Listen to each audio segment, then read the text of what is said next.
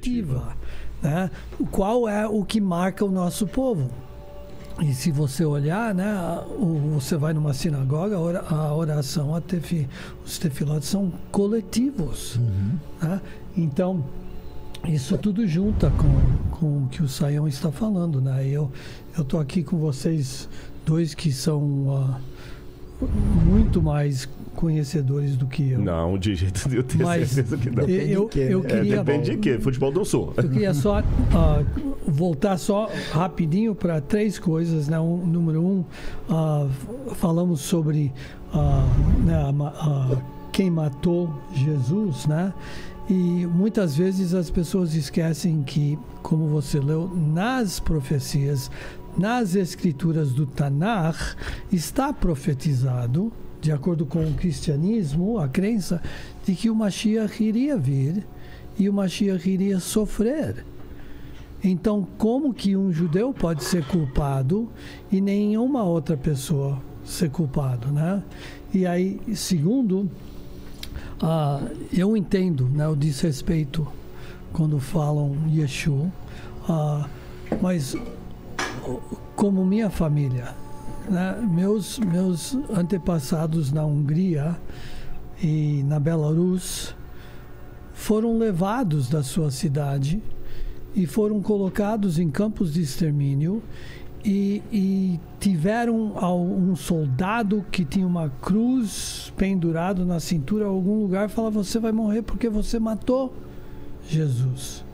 Então é difícil como um judeu ouvir essas palavras, sabendo que tem centenas e centenas e centenas de anos de perseguição com esta acusação.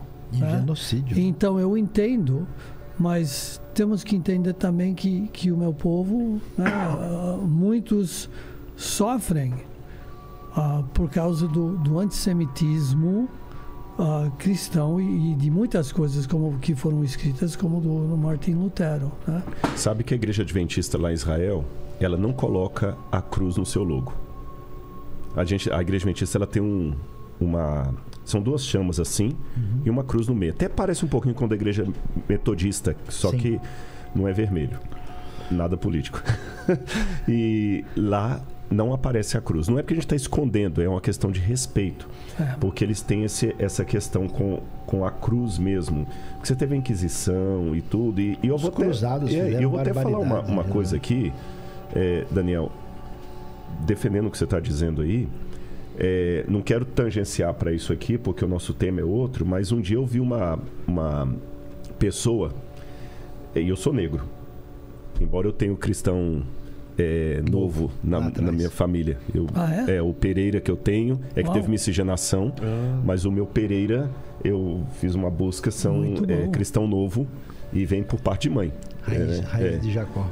Aí o que acontece? Fugiram da Espanha para Portugal, né? E o que acontece? Eu lembro que essa ativista é uma política, não vou falar quem é ela.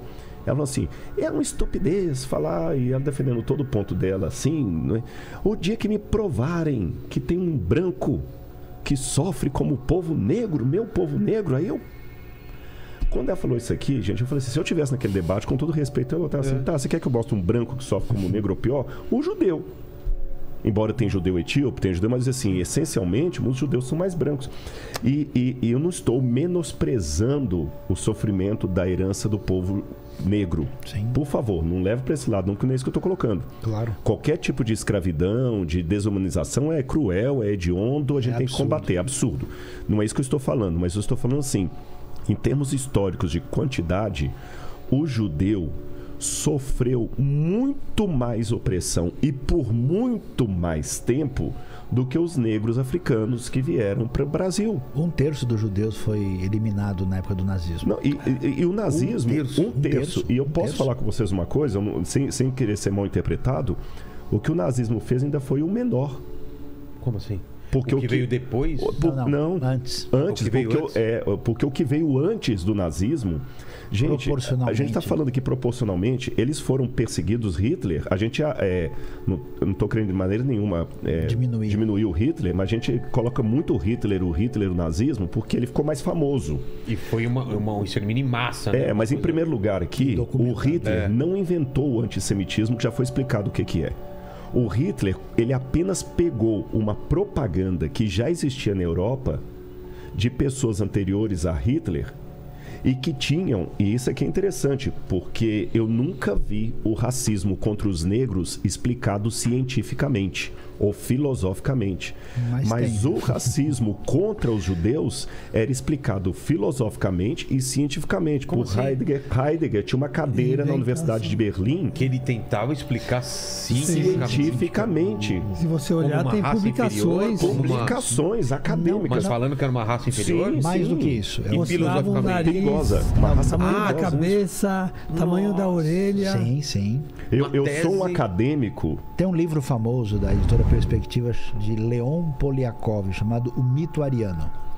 Nesse livro tem toda a discussão das teorias racistas que emergiram na França, na Grã-Bretanha e na Alemanha. E muito antes de Hitler. E não somente isso, nos Estados Unidos, antes de Hitler, tinha um movimento antissemita, tinha os grandes líderes do eugenics, né? Da eugenia. E Hitler captou o que eles escreveram e ele adaptou dentro de Mein Kampf, que ele escreveu, que é um livro, minha batalha, que já existiam intelectuais. Por isso que eu sou um acadêmico que não sou iludido com a academia. O judeu não era visto como inferior, ele era visto como um elemento perverso e mau. Entendi. Então, o ariano, supostamente, que seria o germânico e tal, ele era o bondoso, o altruísta que construiu o mundo. O judeu é uma praga que é corrosiva e destruidora, então não é como o africano, por exemplo, o negro tinha que ser escravizado. Não, ele tem que ser exterminado para o benefício do mundo. Por isso que eu falei. Nunca teve a ideia de se escravizar o judeu. Não, tem que acabar com ele. Eles foram escravizados lá no tempo do Egito, da Babilônia, mas não sob esse... Não sob esse benefício. Então, quando essa mulher falou assim, mostra um branco, eu mostro os judeus. E antes disso, o Wagner, o grande Wagner, que compunha o Richard Wagner, extremamente antissemita. O Nietzsche tem declarações de Nietzsche antissemita. Então, o Hitler foi um demônio, não nego isso. Mas o Hitler... Ele estava na fila. Ele estava na fila. Não vamos condenar só o Hitler, não. Tinha toda uma argumentação intelectual. Ele construiu em cima. Ele construiu em cima. E aí, o que mais me chama a atenção, por isso que eu fiquei assim, quando essa mulher falou isso, que eu vi o podcast, ela falando isso, falei, gente, como é que uma pessoa fala uma asneira dessa e ainda fala que está defendendo o povo negro, porque eu também tenho a pele negra, eu sei o que é, e fala bobagem. E os judeus... Agora, a diferença é que os judeus não têm vitimismo. Apesar de tudo isso que eles passaram, e repito, a gente pensa muito em Hitler, mas antes dele já havia toda uma construção. Eles foram expulsos de todos os lugares que eles iam. Eles foram expulsos da Espanha, foram expulsos de Portugal, foram expulsos do Brasil. Aí, quando foram expulsos do Brasil, eles chegaram nos Estados Unidos, sabe o que eles fizeram? Fundaram Nova York. Aí, eu que sou negro, eu fico pensando assim... Eles não estão na porta de universidade pedindo vaga, cota de vaga. Por isso que eu falei que é um assunto meio polêmico, mas eu quero entrar nele aqui. O judeu não fica na porta da USP pedindo vaga para ele e nem fica clamando para o mundo para indenizá-los do que os ancestrais passaram. Eles estão construindo o país deles. Mas aí é que é um negócio interessante. Estava falando do kibbutz. E o kibbutz, o que tem? Você tem uma mentalidade que não tem fatalismo. As coisas são assim porque elas têm que ser. Pau que nasce torto, morre torto. Não tem tempo ruim. Agora, domingo, é Rosh Hashanah. Começa o ano novo. Quando chega em Rosh Hashanah, meu amigo Rabino Daniel aqui vai concordar comigo, o que se canta na tradição judaica? Se canta que Bashanah Haba'ah Neshev Al Mirpeset, quando chegar no ano que vem, a gente vai sentar no terraço, vai contar os passarinhos e diz: Otire Kamatov Yehie Bashanah Haba'ah. Você vai ver quanta coisa boa vai acontecer no ano que vai aparecer. Quer dizer, só tem tempo bom. Existe uma mentalidade otimista de construção, de vai melhorar. Não tem esse negócio, depressivo de uma tradição que é sem esperança. Então, quando você tem uma confiança num Deus único. Você tem uma memória histórica que é passado de uma maneira muito especial para a tradição dos filhos. E você tem uma expectativa de viver numa comunidade com um aspecto positivo e ainda com uma ideia de missão, que o seu objetivo, na verdade, é fazer do mundo um lugar melhor. Não é sem razão.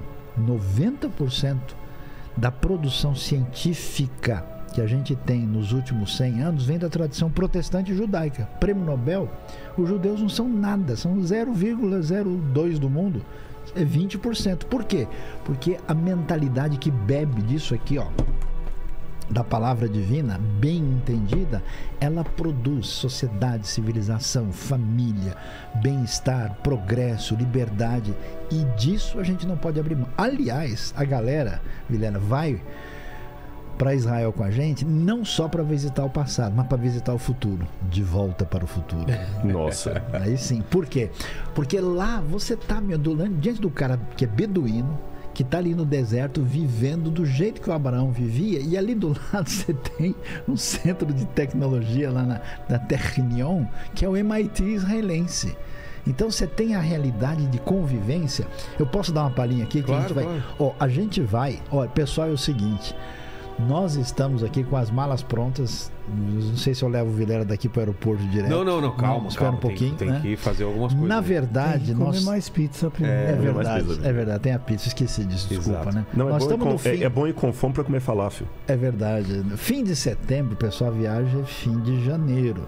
Então, na verdade, nós temos aí somente 4 meses. E a Caramba, companhia tá perto, aérea, ela pede pra gente fechar. Então, assim, já tem bastante gente inscrita. Você não pode dar mole. A gente vai, né, passar pela Suíça. Lembra do chocolate que você ficou me Exato, devendo? é. A gente vai chegar em Tel Aviv. Eu tô e em vindo aqui Tel pela Aviv- quarta vez, eu não ganhei negócio de chocolate, Não, não. veja. Isso é antissemitismo. A gente vai visitar Cesareia Marítima, que é a Cesareia onde Paulo foi preso, é a Cesareia de Cornélia, é uma das vistas mais bonitas, assim, na beira do Mediterrâneo, um dos lugares espetaculares. Você vai ver um teatro romano, um hipódromo para ver como é que era a Fórmula 1 dos tempos antigos. Não sei se a gente vai ter lá alguma possibilidade de o Hamilton tá pra... Acho que não vai estar, né? Aí a gente vai para Galileia, vamos visitar o Monte Carmelo, vamos ver a Nazaré do tempo de Jesus, ter uma aula ao vivo com judeus e árabes juntos. Nazaré Village. Em Nazaré Village. A gente vai ver a Igreja da Anunciação.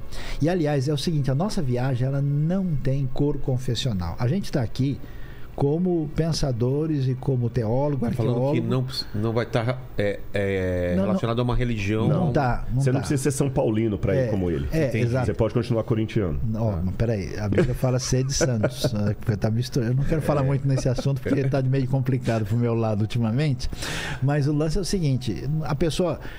Eu já tive gente que totalmente ateísta que foi pra gente. E olha, para quem é ateu, para quem não tem religião, Israel ainda assim é um lugar fascinante. Por tudo aquilo que você tem de história, de aprendizado. Então, assim, não tem uma cor religiosa e nem é uma viagem marcada por rituais. É uma viagem de estudo, de aprendizado. Ela não é uma viagem confessional. Não é uma viagem adventista, não é uma viagem batista, não é uma viagem judaica do Beit Chabad ou qualquer coisa do tipo, né? A gente vai passear de barco no Mar da Galileia. A gente vai visitar o lugar da multiplicação dos pães. O lugar que está ligado com a restauração de Pedro. Vamos ver sinagoga de Cafarnaum. Vamos ver a cidade de Maria Madalena. Inclusive com a segunda sinagoga do tempo de Jesus descoberta agora. Recente? Recente. Sim, acabou. Um ano, tá fazendo Como um ano. descoberto? O cara Os caras cavaram em algum lugar. Pronto. Ali cada enxadada é um achado. É doideira. Sim. 2 sinagogas do tempo de Jesus. Deve ser muito louco quem mora lá e vai ter que fazer algum serviço na terra e de repente encontra. Mas acontece, Mas isso é muito direto, comum lá. uma menina de 9 anos de idade achou uma peça egípcia de 3 mil anos lá. Olha só. É coisa de louco. E a semana passada acharam uma caverna onde De tinham todas as coisas 3.300 do anos. Ramsés. Exatamente, do Ramsés. Do semana Egito, passada. Século 13. Olha só.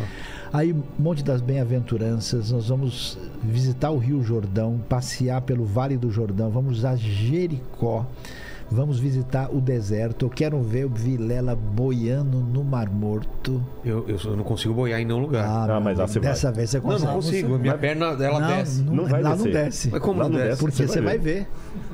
É doideira. Tem uma coisa que me levanta. Tem. Muito sal. E Muito ao sal. sal, tá. É exatamente, né?